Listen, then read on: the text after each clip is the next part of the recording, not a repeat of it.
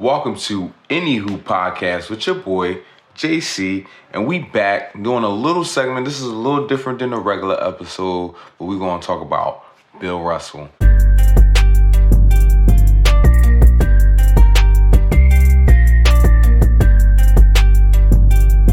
So today we're going to honor Black History Month, and we're going to talk about Bill Russell, who I feel as though was somebody very influential and probably the most influential when we talk about civil rights and we talk about basketball together. So let's dive into it.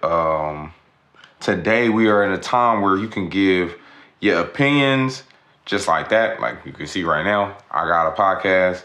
Anybody can hop on Twitter, Facebook, and multiple social media platforms and give out their opinion. But even today, amongst everybody who give it out their opinion, we got a few people who stand out. Two things that came to mind to me and prior to you guys too when we talk about this is one, Colin Kaepernick, the most recent big explosion that happened with social injustice and somebody taking a platform to the highest degree. Colin Kaepernick. Another thing that comes to mind, because when I was a kid, I remember seeing this. Carmelo Anthony, LeBron James, Dwayne Wade, Chris Paul, the Banana Boat crew. They come out and they make a stand and they try to draw attention to police brutality because of the Trayvon Martin situation and everything that happened right there. So even in today, and Kyrie doing his own thing and standing for the whole pandemic and the whole COVID shot and the whole being forced to take the medicine that he didn't want to take. So, people like to use their platforms today to make a stand and stand on things that they believe in today. And this, I'm not gonna say easy today, but it's definitely way easier and way more accessible to do so today. But back in the time when it wasn't so accessible to do that, and you can get killed saying stuff like that, we got Bill Russell. And Bill Russell will always stand up for everything. OG Billy Russell, you feel me? Bill Russell was a player and a coach who played and coached for the Boston Celtics in the 50s and the 60s. And not only was he a player and a coach, he was also engaged in a lot of activism off the court. Bill Russell was raised in the South in West Monroe, Louisiana. But after his mother died, Charlie Russell, Bill's father, decided to move him and his brother to the Bay Area. And it was in the Bay Area where he was able to flourish. The South had too much racism, heavy racism around this time. This is after the Second World War or during the Second World War when his father decided to move him. And his mom died too. So not only did his mom die, not only was it racist, it was just like a lot going on during that time with the war and everything. So they decided to move to the Bay Area. He actually said that they did move to Detroit before they moved to the Bay Area. And Detroit was too cold, them cold summers, it'd be brick. He said he was not messing with the Detroit winter, so he had to move to the Bay Area. They come from the South too, so it's gonna be way too cold for them. But it was in high school where Bill Russell started to flourish in basketball, and it was around here when he first started to learn basketball and play. He was in a track and field ball, wasn't like a basketball guy until he got into high school. And it was in high school where he's able to, was where he credited himself for getting good at basketball and learning the skills of basketball. He was cut from his JV team, and his varsity coach heard that he got cut from the JV team and was like, oh yeah, come play for varsity. And he was like, I just got cut from JV. He was like, yeah, no, I understand you got cut from JV, but you're gonna be good in the future if you just practice. So he got him an open gym membership, and he just let him practice for as long as he wanted to practice all year, year-long membership. And that's where he was able to start getting faster and develop his shot blocking skills. So Bill Russell then went to play for San Fran, where he became the most dominant college player to ever play, one of them. And his unique style of play, the coach didn't really mess with it, but it didn't stop him from starting Russell. And Russell went on to become a part of the first lineup that had 3 black players to ever play for a major college. So he was a part of that lineup. And like I said, they was out there dominating. So despite race, they were still able to play. That's how good they were. And because of this, Bill Russell and his other black teammates were often targeted for slander and a lot of racist comments from the students and from the stands and from people who came to see the game. In 1954, During an all-college tournament, Bill Russell and his black teammates were refused entry to any hotels in OKC, which forced the whole team to camp out in a closed college dorm. Even though Bill Russell dominated in the NCAA, winning 2 championships, Bill Russell still wasn't considered one of the best players in college. Russell was quoted saying, "At the time, it was never acceptable that a black player was the best. That did not happen. My junior year in college, I had what I thought was one of the best college seasons ever. We won 28 out of 29 games. We won the national championship. I was the MVP at the Final Four. I was first team All-American. I averaged over 20 points and over 20 rebounds, and I was the only guy in college blocking shots." So after the season was over, they had a Northern California bouquet, and they picked out another center as the player of the year in Northern California. Well, that let me know that if I were to accept these as the final judges of my career, I would die a bitter old man. So it was said that after this quote right here, and after that happened to him right here, he decided to put the team first instead of putting himself first, which is why he can go on and say he let Will Chamberlain get all the individual awards, and he focused all on the team success because he felt as though he wasn't going to be appreciated for all his individual. He wasn't going to win or be appreciated for his individual stats anyway. He was only going to be seen as a great player if he got championships with his team, just because it was a racist climate back then. Hopefully that makes sense.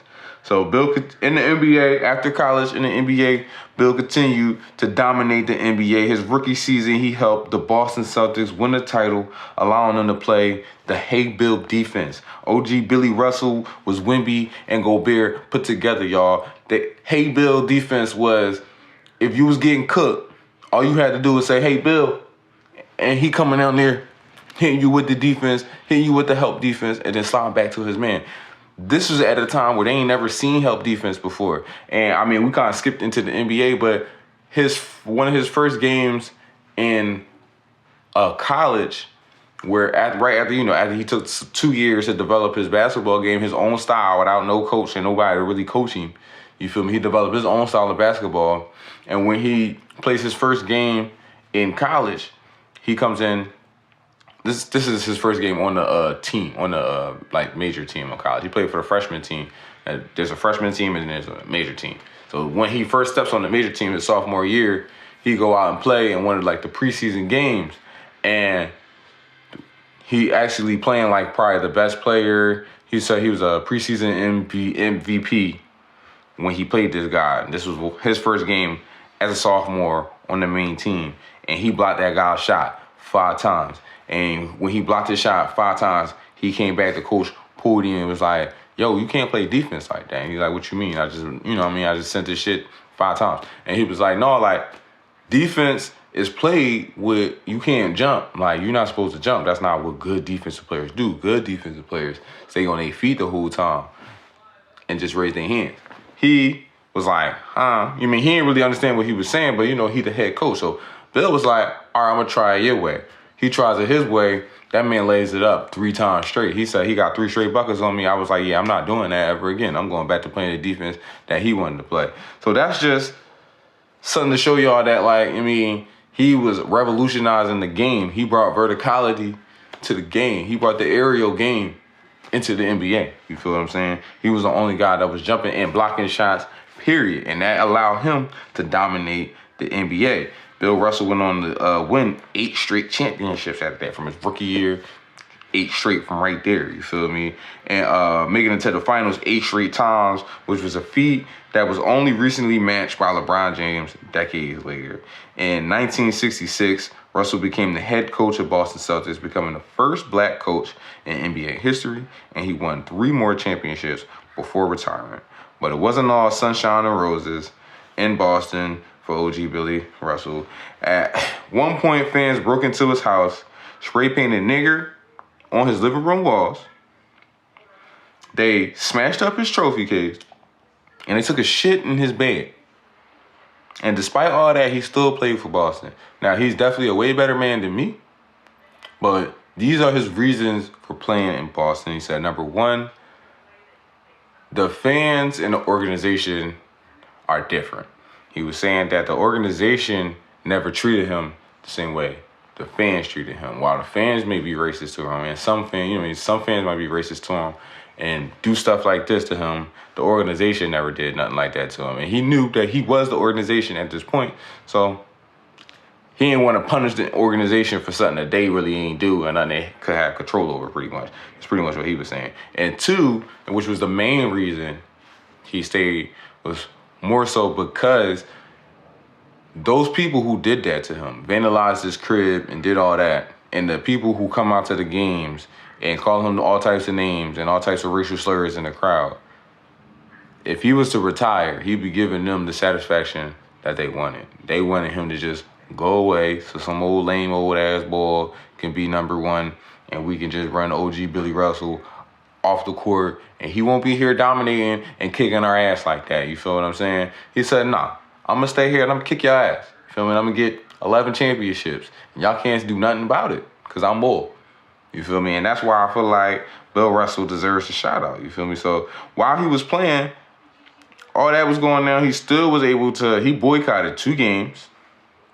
One was on the behalf of his teammates, Sam Jones and Satch Sanders. 2 of them went into, I forgot which hotel they were staying in. They staying in a hotel. They went to the hotel's restaurant and it was refused service. This was in Atlanta. It was refused service in Atlanta. And when they came back and they told the team, including Bill Russell stood up and was like, all right, we're not playing. We're not playing today. We boycotting them. If these people won't come out and see a good game, you feel me, they could at least give us the courtesy of serving us in a restaurant. And that's not what they did. So we're not going to play for them, you feel me? And they end up boycotting the game. And then 2 other players on the other side ended up boycotting too. So the whole game ended up being like canceled. So 2 or 3 of the Hawks players who were also black heard about that and was like, oh, that's not right. We boycotting too. You feel me? We boycotting too. So they went ahead and did that. The other one was on the day of the death of Martin Luther King Jr., Bill Russell and Wilt Chamberlain and other people that was on the other side of the Lakers. Everybody agreed that this was not a day to play basketball. It was more important things to think about than basketball. So they decided to not play that game, and that game was canceled. You feel me? Not only did he do that, he marched with Martin Luther King on Washington. He was also there to support Muhammad Ali when he decided to reject his draft notice to the United States military, and when they stripped him of his titles and all that. And he was Muslim, so he was against his religion to go to war, and he also didn't want to be a part of a war that he didn't agree with. And because of that, they took away his titles and they put him in jail. And Bill Russell was there to support him before he went to jail. You feel what I'm saying? And those are the 2. Oh, and then he also started He started basketball camps in Mississippi after the NAACP leader Medgar Evers, I hope I'm saying his name right, was assassinated. He was assassinated. He was the leader of the NAACP organization down there in Mississippi, and he was assassinated, obviously, because of the racial tension that was going on in the city. And despite the fact that it was tension was very high in the city, Bill Russell, on behalf of Eggers' brother and on behalf of Eggers himself, decided to go down to Mississippi and start integrated basketball camps and for black people, for black kids and white kids. And everybody was like, oh, I think he took 2 people with him, and the 2 people that was with him was kind of like, oh man, this is crazy. You know what I mean? They was a little nervous. People sleeping with straps. They was like, yo, this kind of crazy. Them KKK guys can come down here at any moment and stop because they don't like no nothing like this. This is some nonsense to them. And Bill Russell told them that he not scared of nobody who ride around the hood at night. You feel me? They gonna have to see me in the daytime. They gonna want to see me. You feel me?